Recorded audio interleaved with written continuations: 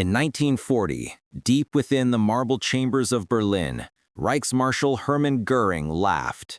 The sound echoed through halls adorned with stolen masterpieces, bouncing off walls that had witnessed the birth of 1,000 terrible decisions. 50,000 American planes, he sneered, his voice dripping with contempt. Impossible. He believed democracy was slow, divided, too soft to build an empire of war. To Göring, the skies belonged to the Reich.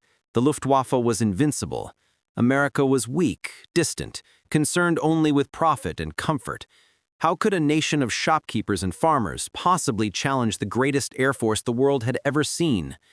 But across the ocean, a challenge had been heard. In the factories of Detroit and Pittsburgh, in the shipyards of California, in the hearts of millions who understood what was at stake, something was awakening. Factories that once built cars now forged bombers. Hands that once made typewriters now crafted engines of freedom. Assembly lines that produced comfort would now produce victory. And the number that Göring mocked, 50,000, would become 100,000, then more. An avalanche of steel and purpose that would darken the skies over Europe and break the back of tyranny. This is the story of arrogance that met reality, of laughter that turned to silence, the fall of a man who believed himself untouchable, and the rise of a nation that proved the impossible could be built. It is a story about what happens when pride refuses to see truth, and what happens when free people decide that surrender is not an option. Hermann Göring was not born a monster. He entered the world in 1893 as the son of a colonial governor, privileged and ambitious, hungry for glory in an age that still believed in it. When the Great War came, young Hermann found his calling in the skies above the trenches.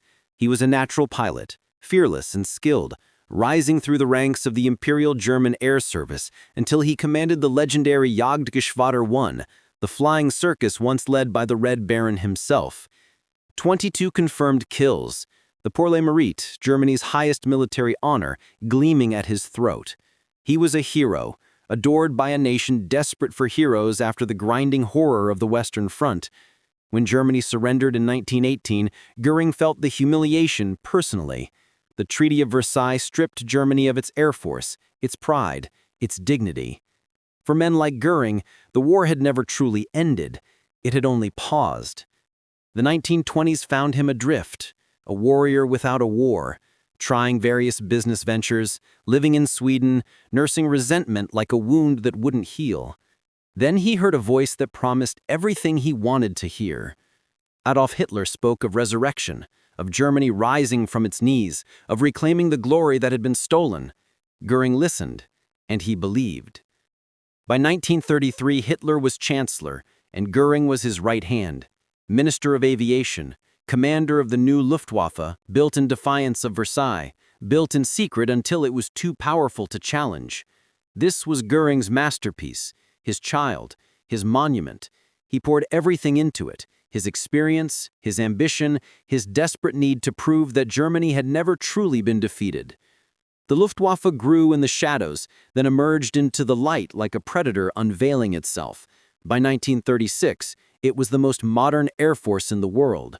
Göring strutted through rallies, his chest heavy with medals, his uniforms tailored from the finest silk.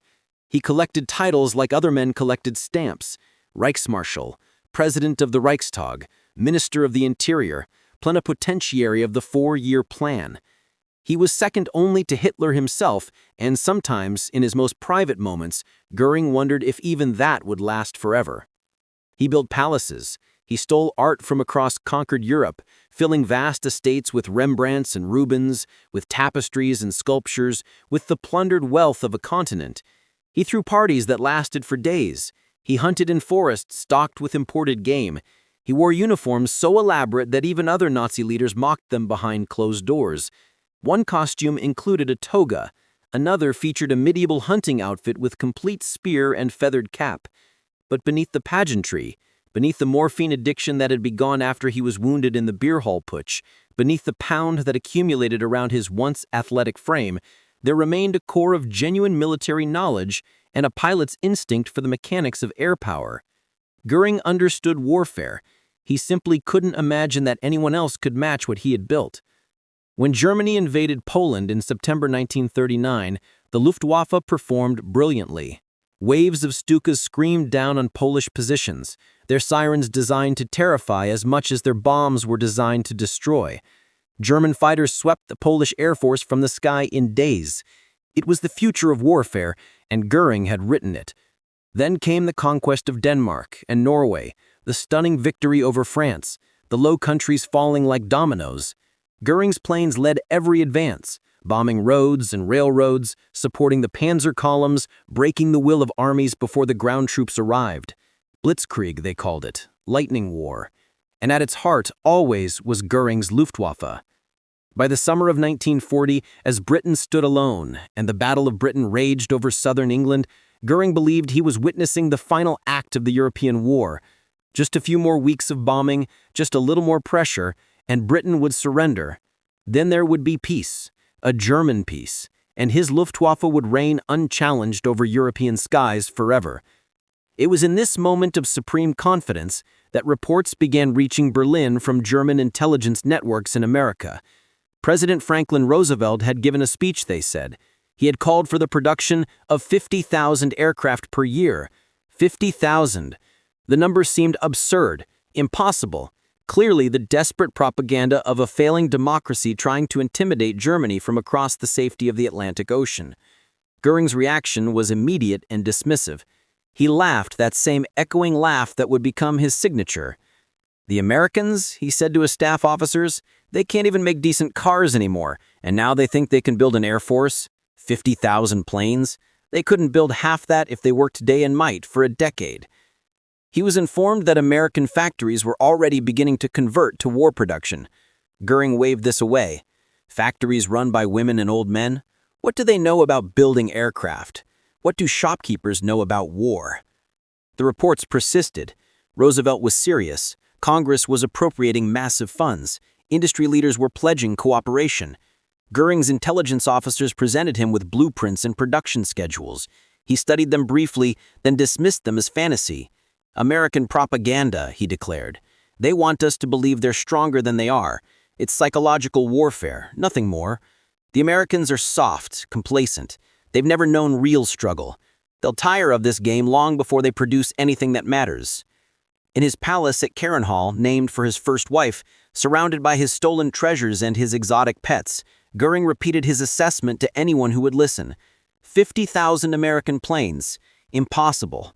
The very idea was laughable. And so he laughed. The sound carried through the marble halls, confident and cruel. The laughter of a man who believed he had already won.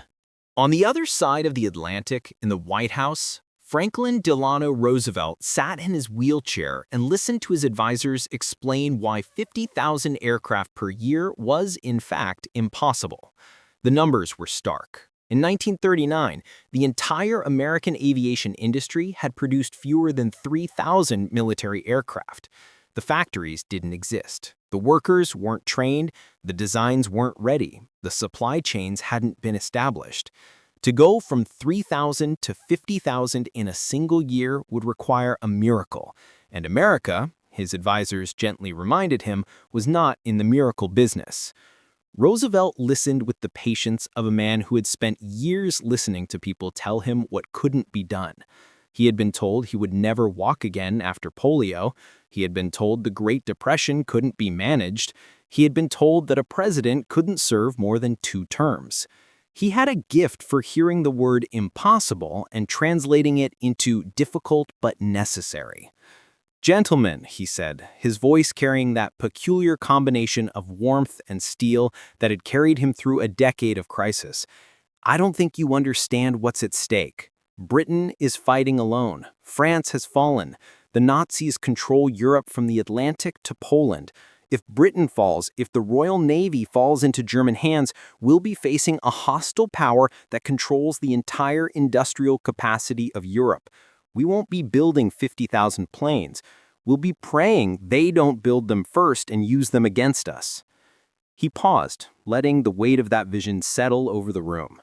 We have to become the great arsenal of democracy, not because it's easy, Not because we're sure we can do it, but because if we don't, democracy itself may not survive.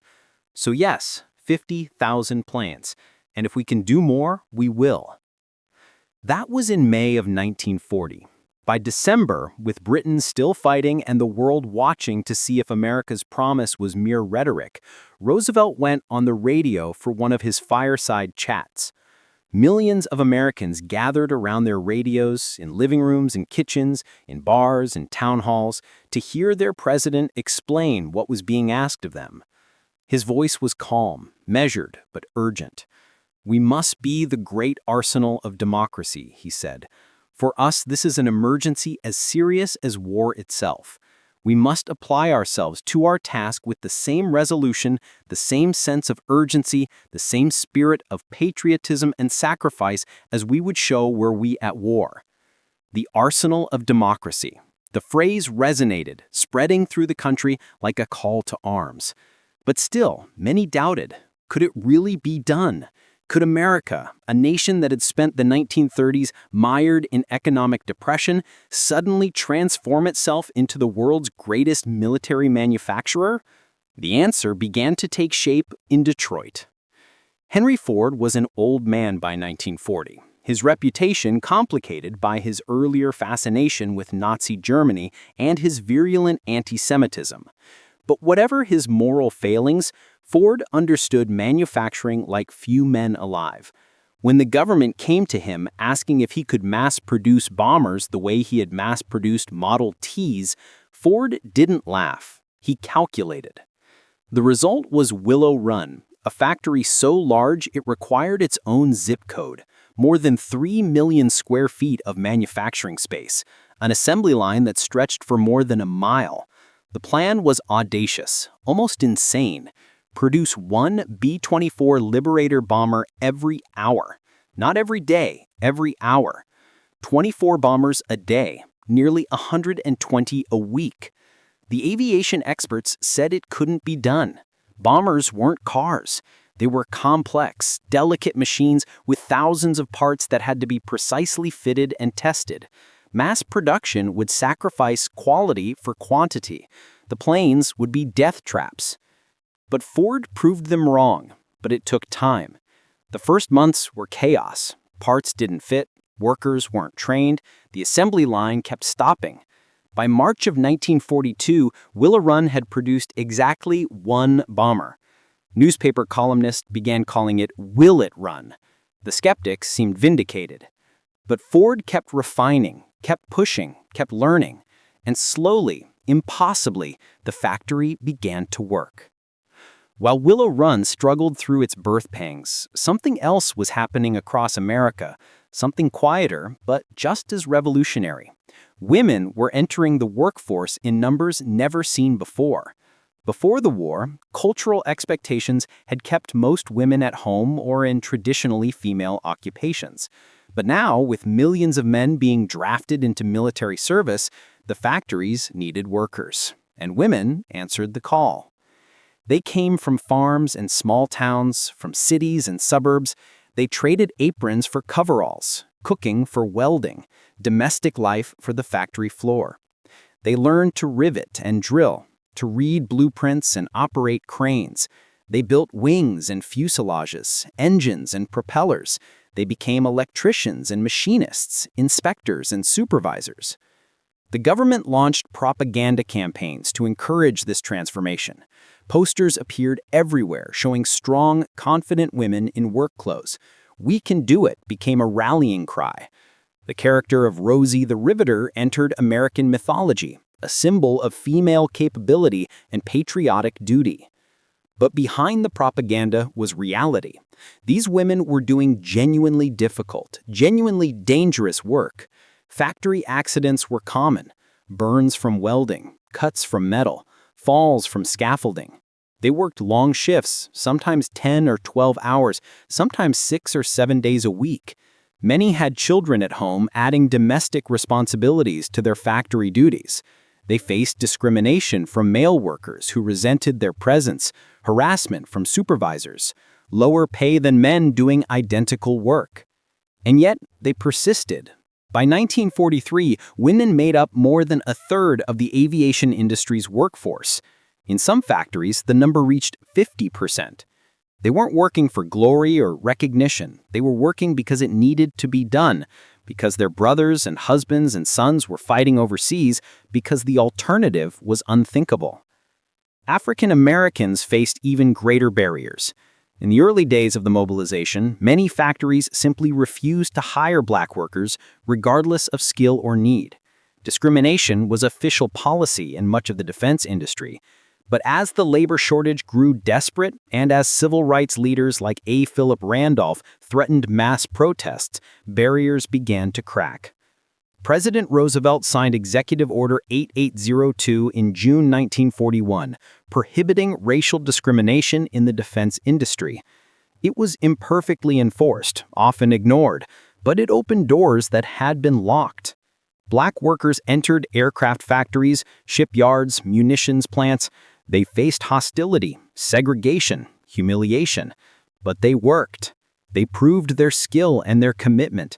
They built the arsenal of democracy with their own hands, even as democracy itself denied them full citizenship. The production numbers began to climb, slowly at first, but then with gathering momentum. In 1940, American factories produced just over 12,000 military aircraft. In 1941, the number rose to 26,000. By 1942, it was 47,000. The 50,000 mark that Göring had mocked as impossible, America hit it in 1943, and then kept going. The innovation was constant. Engineers developed new techniques for stamping aluminum, for welding titanium, for mass-producing parts that had previously required individual craftsmanship. Production times dropped. Quality improved.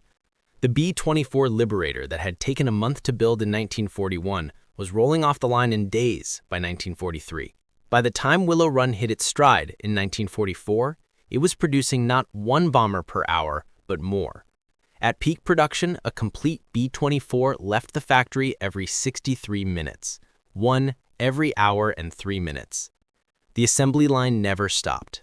Day and night, week after week, month after month, the bombers kept coming. It wasn't just bombers, fighter aircraft, transport planes, reconnaissance aircraft, trainers, gliders, helicopters, every type of aircraft the military needed, in quantities that boggled the mind. The P-51 Mustang, which would prove to be one of the war's best fighters, the B-17 Flying Fortress, the C-47 Transport that would drop paratroopers over Normandy and supply troops across the Pacific. And it wasn't just aircraft. Liberty ships were being produced at Henry Kaiser's shipyards at a rate that seemed impossible. In 1941, it took 230 days to build a Liberty ship. By 1943, Kaiser's Richmond shipyard could launch one in an average of 42 days. On one occasion, as a demonstration, they built one in 4 days and 15 hours from keel laying to launch. The American economy, dormant and struggling throughout the Depression, had found its purpose.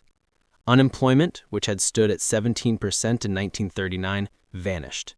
Factories ran multiple shifts. Overtime was standard. The gross domestic product nearly doubled between 1940 and 1945. America was not just building an arsenal. It was transforming itself into something unprecedented.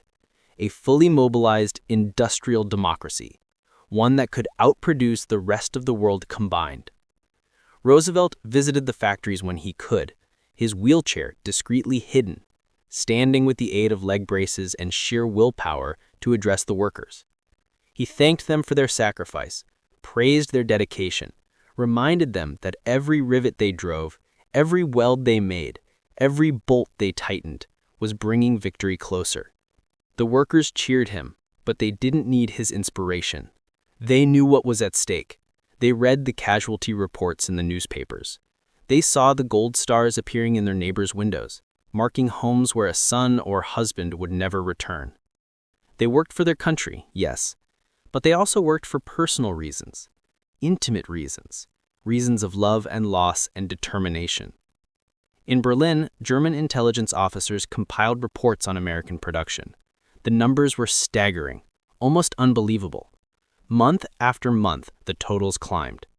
The analysts brought their findings to Göring, explained that the Americans were building aircraft at a rate that would soon exceed Germany's entire air force.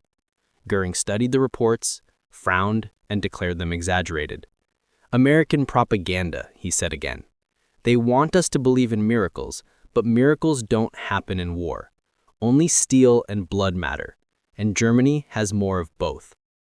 Even when photographic evidence appeared, when reconnaissance flights over American factories were analyzed, when captured documents confirmed the production figures, Göring remained unconvinced. Or perhaps he was simply unwilling to accept what conviction would mean, that he had been wrong, catastrophically wrong, and that his laughter had been premature. By the end of 1943, America had produced more than 85,000 military aircraft. The 50,000 that Göring had mocked, it was a conservative estimate. America hadn't just met Roosevelt's challenge, it had exceeded it by nearly 70%. And 1944 would be even greater. The arsenal of democracy was fully awake now, fully operational, an industrial juggernaut that showed no signs of slowing down. Their army were uniforms. America were overalls. And in those overalls, with grease-stained hands and tired backs and unwavering determination, ordinary Americans had accomplished the impossible. The laughter in Berlin had gone silent. The skies over Germany in 1943 had become a nightmare. Day after day, the air raid sirens wailed their warnings, sending millions of civilians scrambling for shelters.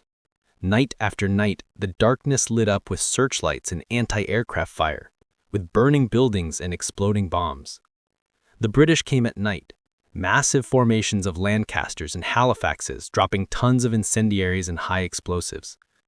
The Americans came during the day, their B-17s and B-24s flying in tight defensive formations, their escort fighters swarming around them like protective insects. The numbers were overwhelming. In January 1943, the 8th Air Force in Britain could put up barely 50 bombers for a mission. By December, they could launch more than 700. And those were just the planes based in England. More were arriving in North Africa, in Italy, preparing to strike Germany from the south. Each bomber carried a crew of 10 men. Each formation included hundreds of bombers. The sky filled with them, contrails marking their passage like chalk lines drawn across a blue slate. German defenders stood on the ground and watched in awe and terror as the armadas passed overhead, so many planes that they darkened the sun. Göring's Luftwaffe, the pride of the Reich, the air force that had dominated European skies for 4 years, found itself overwhelmed. The pilots were skilled, often more experienced than the American counterparts. The aircraft, particularly the Focke-Wulf 190 and the Messerschmitt 110, were excellent machines, but there were never enough of them. For every German fighter that took off, there seemed to be 10 Allied aircraft waiting for them. The mathematics of attrition worked against Germany. Every pilot lost was nearly impossible to replace. Training took time, and fuel for training was increasingly scarce. Every aircraft destroyed had to be rebuilt from resources that were spread thin across multiple fronts. Meanwhile, the Americans lost planes and pilots too, sometimes in terrible numbers. But behind those losses stood the factories of Detroit and Seattle, of Pittsburgh and California, churning out replacements faster than Germany could shoot them down. Göring began receiving daily reports of aerial battles, hundreds of aircraft engaged in sprawling dogfights that stretched across miles of sky, bomber streams that took hours to pass over a single point. Tonnage dropped on German cities climbing from hundreds of tons per raid to thousands. Hamburg burned in a firestorm that killed 40,000 people in a single night. Cologne, Essen, Dusseldorf, all the great industrial cities of the Ruhr, pounded again and again until their factories fell silent. He tried to respond. New fighters were developed, like the Messerschmitt 262 jet aircraft, a revolutionary aircraft that was faster than anything the Allies had. But production was slow, hampered by Allied bombing of factories, by shortages of materials, by Hitler's insistence on converting it into a bomber rather than the interceptor it was designed to be. Too little, too late. German anti-aircraft defenses grew thicker Thousands of 88mm guns ringed major cities, filling the sky with deadly flak. The Germans got better at night fighting, developing radar-equipped fighters that could find British bombers in the darkness. But every innovation was met by Allied countermeasures. The bombers flew higher, faster, in tighter formations. They developed electronic warfare techniques to jam German radar. They dropped clouds of aluminum chaff to confuse the defenders. The technological race favored the side with more resources, more factories, more time to develop and test new systems. And that side was not Germany. By 1944, Göring's situation had become desperate. Fuel shortages grounded aircraft that were otherwise operational. Experienced pilots were being shot down faster than new ones could be trained. The ball-bearing factories that produced essential components for aircraft engines were being systematically destroyed.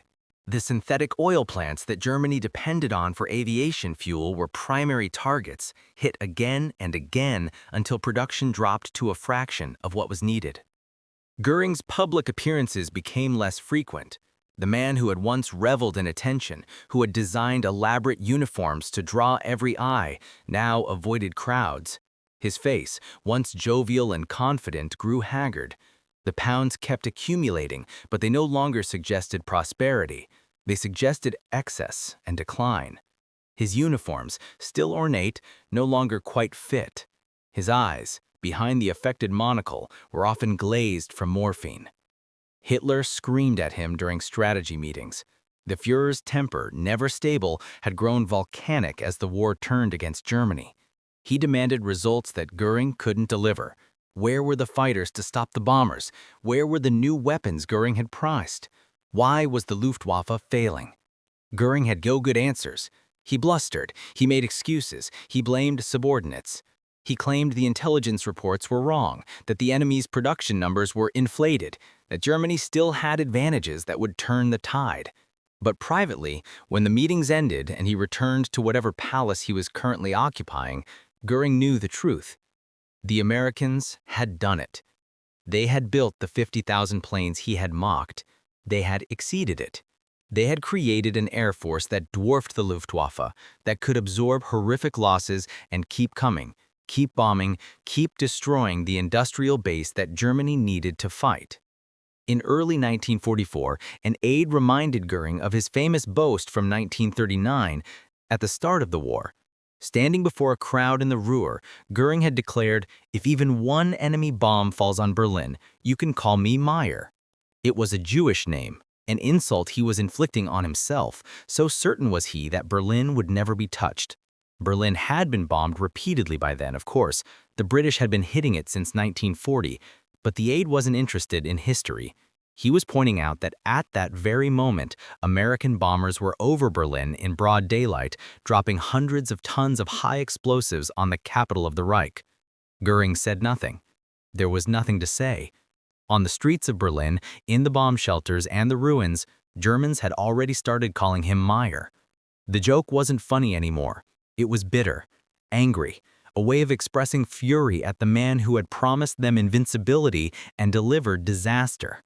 The Allied invasion of Normandy in June 1944 was supposed to be repelled by air power. Göring had assured Hitler that the Luftwaffe would destroy the invasion fleet before it could reach the beaches, that German fighters would rule the skies over France. On D-Day, the Luftwaffe managed to fly exactly 2 sorties over the landing beaches. 2. While overhead, thousands of Allied aircraft provided cover, dropped paratroopers, strafed German positions, interdicted reinforcements.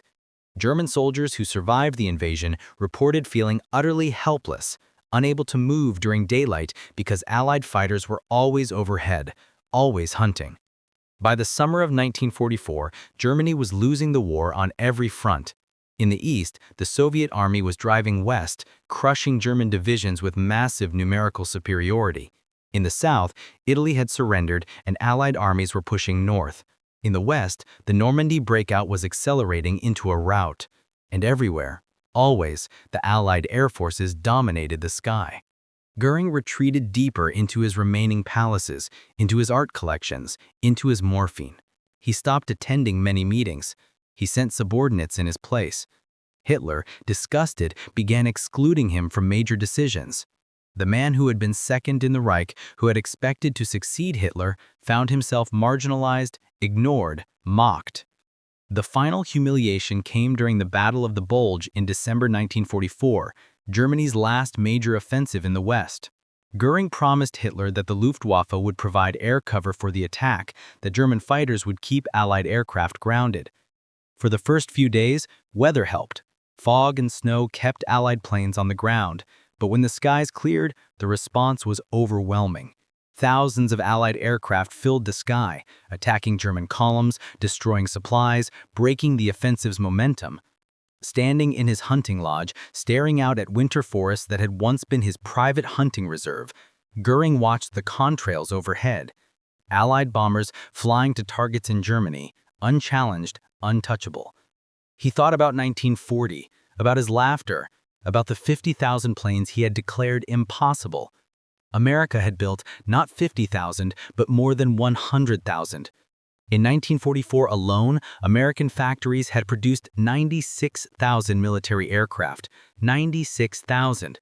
The number that should have been impossible had been doubled, and Germany was drowning under the weight of it. Göring poured another drink. His hands shook slightly. Outside, the sound of the bombers faded into the distance, going to drop their loads on some German city, some factory, some rail yard. The empire of air he had built was gone. The invincible Luftwaffe existed only in memory and propaganda. The master of the European skies now cowered in palaces and lodges, hiding from aircraft marked with stars and stripes. The laughter had ended. All that remained was silence and ash, and the approaching sound of judgment. The end came quickly. By April 1945, the Third Reich was collapsing. Soviet armies were fighting in the streets of Berlin. Western Allied forces were sweeping across southern Germany. Hitler was in his bunker, raving about betrayal and final victories that would never come. And Hermann Göring was in Bavaria, preparing to flee. He tried, at the very end, to assert himself one last time. When news reached him that Hitler was isolated in Berlin, Göring sent a telegram suggesting that he, as Hitler's designated successor, should take over leadership of what remained of Germany. Hitler's response was fury. Göring was stripped of all ranks and titles, expelled from the party, declared a traitor. SS officers were dispatched to arrest him. But by then, nothing mattered. Within days, Hitler was dead. Within weeks, Germany had surrendered unconditionally. Göring, attempting to negotiate with American forces as if he still held some authority, was taken into custody. His medals were confiscated. His elaborate uniforms were packed away. The Reichsmarschall of the Greater German Reich became prisoner number 31G35007. The trials at Nuremberg began in November 1945.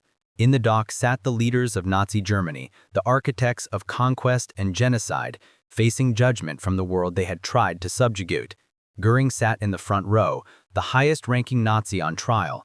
The prosecution presented evidence, documents, photographs, testimony from survivors and witnesses. The crimes were almost incomprehensible in their scale. Millions murdered in concentration camps, entire cities destroyed, a continent laid waste. Göring defended himself with surprising vigor. Off the morphine, his mind cleared somewhat. He presented himself as a soldier who had followed orders, as a patriot who had served his country, as a man who had made mistakes but had not committed crimes. The judges were unconvinced. The evidence was overwhelming. During breaks in the trial, Göring would sometimes talk with his guards and his lawyers. On one occasion, the conversation turned to the war's production figures. The final numbers were in by then. Germany had produced roughly 120,000 military aircraft during the entire war, from 1939 to 1945. America had produced more than 300,000.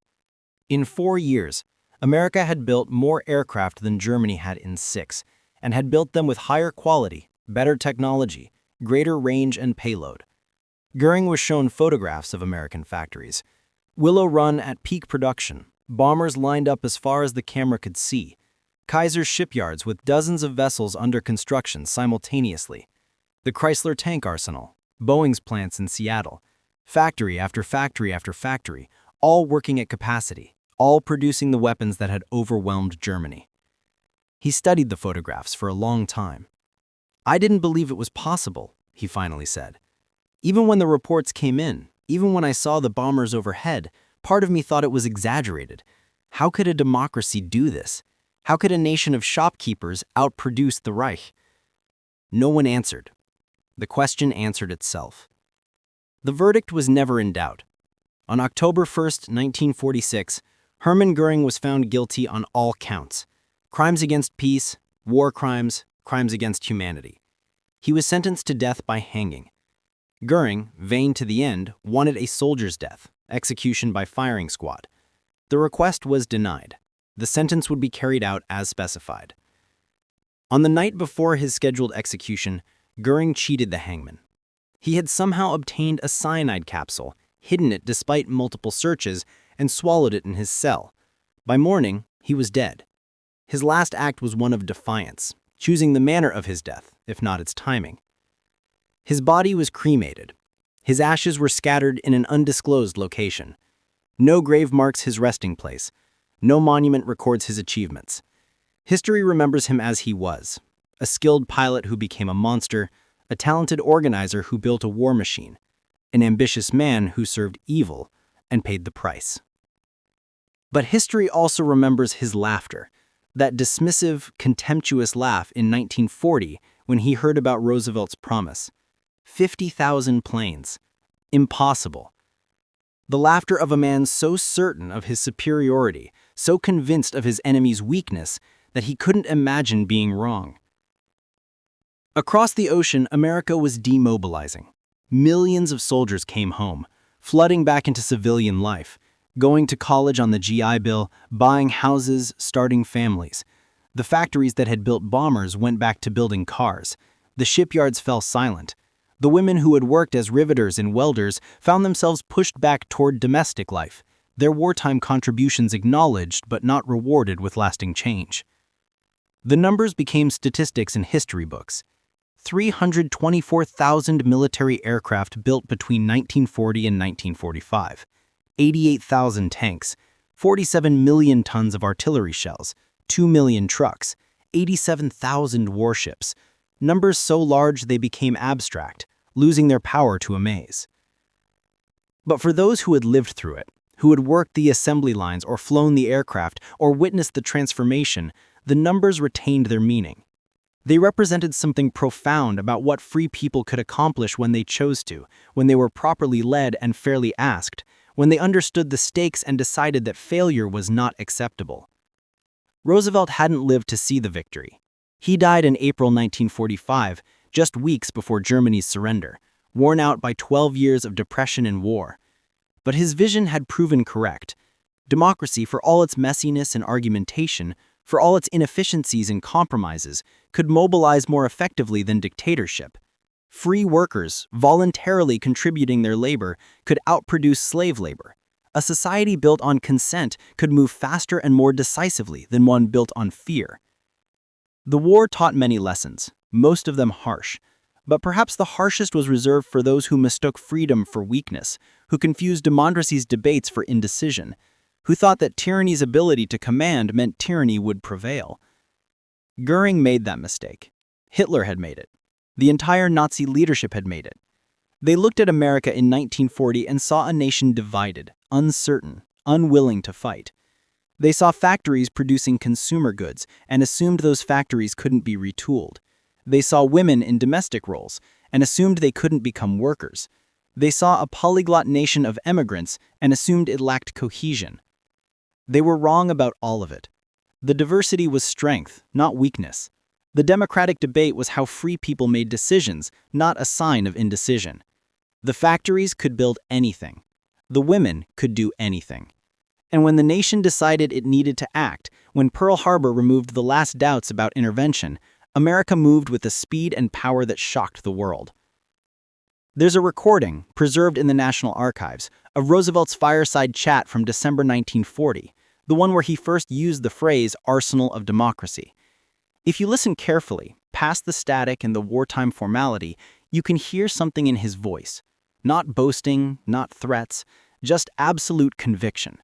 The conviction that what needed to be done would be done, that Americans would rise to the challenge, that the impossible would become merely difficult and then become reality. Göring never understood that conviction. He couldn't. His worldview didn't allow for it. He believed in hierarchy, in the supremacy of the strong, in victory through domination. The idea that ordinary people, voluntarily cooperating, could accomplish more than an empire built on fear and obedience was foreign to him. It contradicted everything he had built his life around. So he laughed.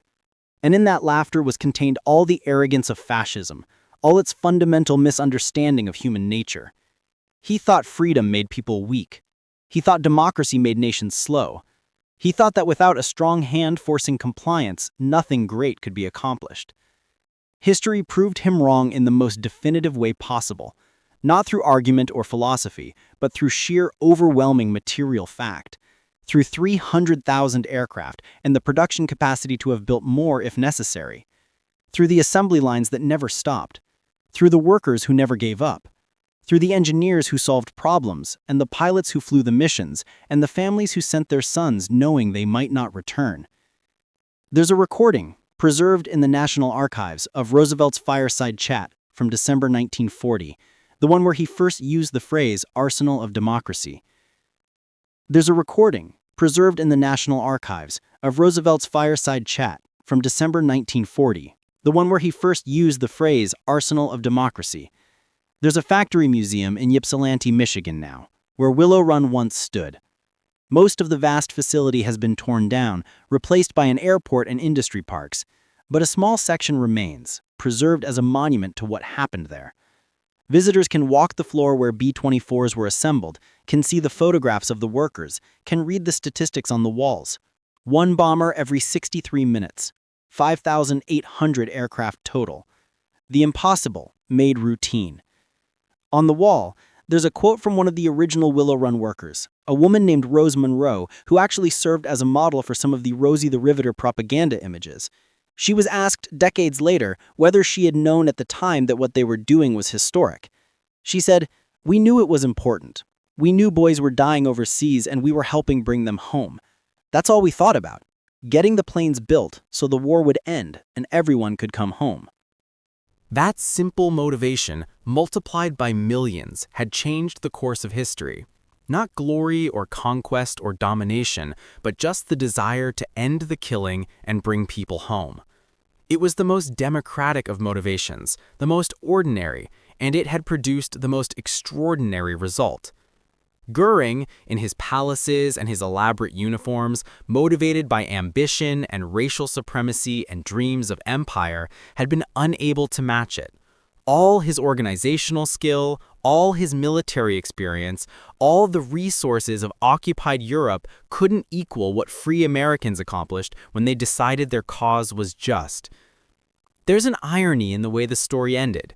Göring, who had mocked American production as impossible, spent his last years surrounded by evidence of just how possible it had been. At Nuremberg, he sat in a courtroom guarded by American soldiers, fed by American supplies, facing judges protected by American air power. The United States had become the dominant military power on Earth, its factories still producing, its economy growing, while Europe's lay in ruins. He must have thought about it, in his cell, during the long months of the trial, must have replayed his decisions, his assumptions, his laughter, must have wondered when exactly he stopped being right and started being catastrophically wrong. Was it 1940, when he first dismissed the reports? Was it 1942, when American production began to show real results?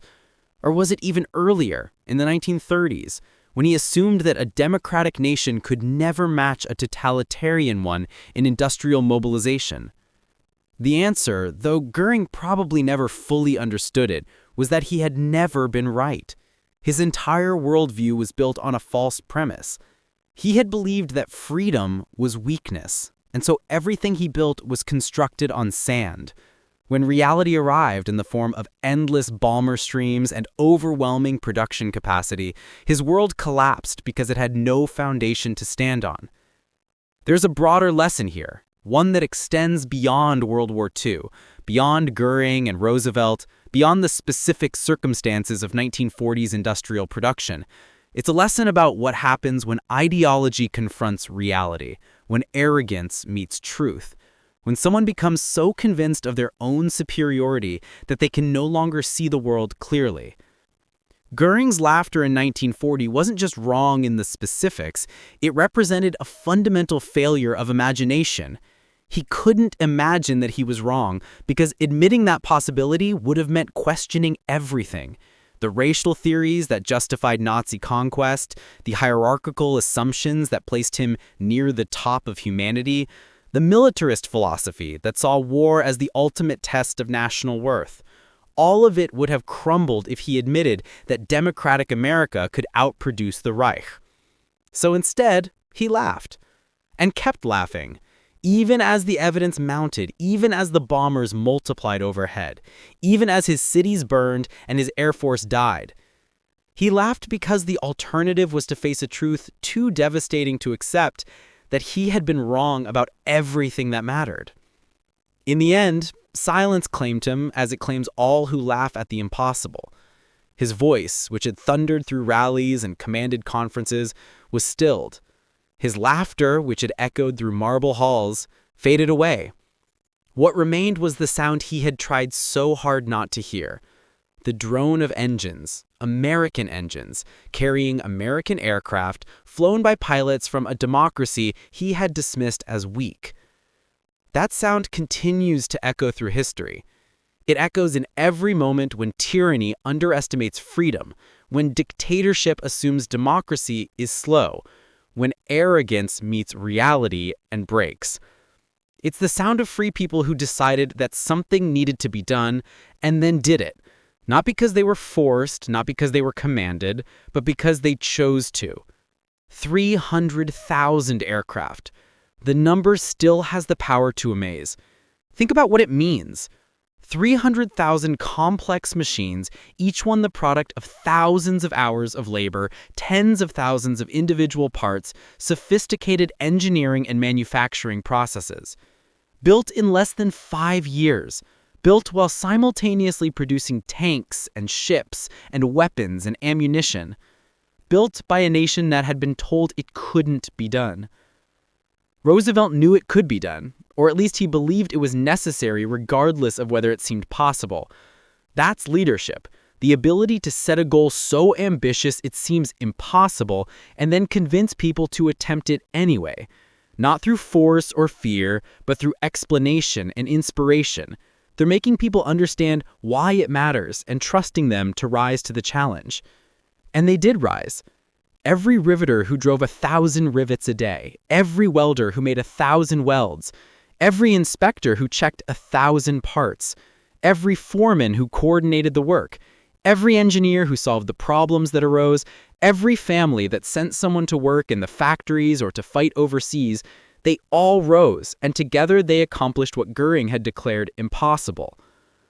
There's a temptation, looking back, to make this story too simple, to turn it into a fable of good versus evil, freedom versus tyranny, with America as the shining hero and Nazi Germany as the absolute villain. And certainly there was genuine evil in Nazi Germany, crimes so enormous they defy comprehension, a regime so morally bankrupt that its defeat was an absolute moral necessity. But the real lesson isn't about good defeating evil through moral superiority alone. It's about what happens when ideological blindness meets practical reality. Göring wasn't defeated because he was evil. He was defeated because he was wrong about how the world worked. He believed things about democracy and dictatorship, about racial superiority and industrial capacity that simply weren't true. And when you build your plans on false assumptions, eventually reality arrives to collect the bill. America wasn't perfect. It had its own profound moral failings. Segregation was law throughout the South. Japanese Americans were imprisoned in camps. Women who worked in factories during the war were expected to give up their jobs when men returned. The workers who built the arsenal of democracy often weren't allowed to fully participate in the democracy they were defending. But America had something Nazi Germany lacked: the capacity to eventually correct its mistakes, to expand freedom rather than contract it, to learn from its failures rather than double down on them. The war accelerated social changes that would eventually break down some of the barriers of race and gender. Not quickly enough, not completely, but the movement was toward greater inclusion, greater freedom, greater recognition of human dignity. Nazi Germany could never have done that. Its ideology demanded hierarchy, exclusion, domination. It couldn't learn, couldn't adapt, couldn't change course when reality proved it wrong. It could only keep pushing forward until it collapsed under the weight of its own contradictions. That's what Göring's laughter represents. The sound of a system that had stopped being able to learn, stopped being able to adapt, stopped being able to see reality clearly. He laughed at 50,000 planes because his ideology told him it was impossible, and his ideology couldn't be questioned. Roosevelt set the goal of 50,000 planes knowing it might be impossible, but understanding that even attempting it would mobilize the nation's resources and capabilities. If they fell short, they would still have built more than they would have without the ambitious goal. If they succeeded, they would have proven something important about what democracy could accomplish. They didn't just succeed, they exceeded the goal by a factor of 6, 300,000 aircraft. A number so large that even now, knowing it's true, it's hard to fully grasp. Walk through any American city and you'll find names that connect to this story. Streets named after Roosevelt, VFW halls where veterans gather, museums preserving aircraft that survived the war, bronze plaques commemorating factories that are no longer there. The story is woven into the landscape, into family histories, into the national memory. But the story isn't really about the past. It's about what it reveals about human potential, about what can happen when people are asked to do something important, given the tools and training to do it, and trusted to figure out how. About how tyranny's command and control approach, which seems efficient and powerful, ultimately can't match the distributed problem-solving ability of millions of people working voluntarily toward a common goal. Göring commanded the Luftwaffe. He issued orders, demanded results, punished failure, and he built an impressive military machine. But he couldn't match what happened when American workers, engineers, managers, and executives all worked together to solve the problem of how to build aircraft faster and better. The solutions came from everywhere, from assembly line workers who figured out easier ways to install parts, from engineers who developed new manufacturing techniques, from managers who reorganized workflows, from everyone contributing their insights and ideas. That's the advantage democracy has, when it chooses to use it. Not that democratic people are inherently better or smarter, but that democratic systems can harness distributed intelligence in ways that top-down hierarchies cannot. Göring's Luftwaffe had to rely on Göring's judgment, and the judgments of the officials he appointed. America's aviation industry could draw on the insights of millions of people, all empowered to identify problems and propose solutions. The arsenal of democracy wasn't just a slogan. It was a description of a different way of organizing society, one that could mobilize more effectively precisely because it was built on consent rather than command, on contribution rather than coercion. And when Göring's laughter finally died away, when the silence came, what remained was the lesson that every tyrant must eventually learn, that arrogance creates its own defeat, that underestimating free people is a fatal mistake, that the impossible is only impossible until someone decides to do it anyway. The bombers still fly, some of them. At air shows and in museums, the surviving B-17s and B-24s take to the sky, their engines roaring with the same sound that filled the skies over Europe 80 years ago. When they pass overhead, people stop and watch, shading their eyes against the sun, moved by something they might not fully understand. They're watching history, yes, but they're also watching a symbol of what was proven possible. Every rivet in those wings was driven by someone who was told it couldn't be done and did it anyway. Every component was built by people who were dismissed as weak and proved themselves strong. Every flight honors the memory of those who refused to accept that tyranny would triumph. Roosevelt is gone. Göring is gone. The factories mostly closed or repurposed. The workers who built the planes are mostly gone too, part of a generation that's fading into history. But what they accomplished remains, not just in the history books, but in the knowledge of what's possible when free people choose to act. 50,000 planes seemed impossible in 1940. By 1945, it seemed almost routine. The impossible had become a benchmark, then a memory, then a lesson. A lesson about humility and arrogance, about freedom and tyranny, about the power of people who refuse to be told what they cannot do. In the marble halls of Berlin, there is silence now. The Reich that was supposed to last 1,000 years lasted 12. The Luftwaffe that was supposed to be invincible was broken and scattered. The man who laughed at the impossible learned too late that his laughter was premature. And over the Atlantic, over the fields and forests of America, over the cities and factories and homes, the sound of engines fades into history. But the message remains, clear and unmistakable. He said 50,000 was impossible. America built 100,000, and then 200,000, and then 300,000, and with every plane that took flight, the echo of his laughter faded, until nothing remained but the sound of engines, the memory of resolve, and the lesson that history teaches to every generation.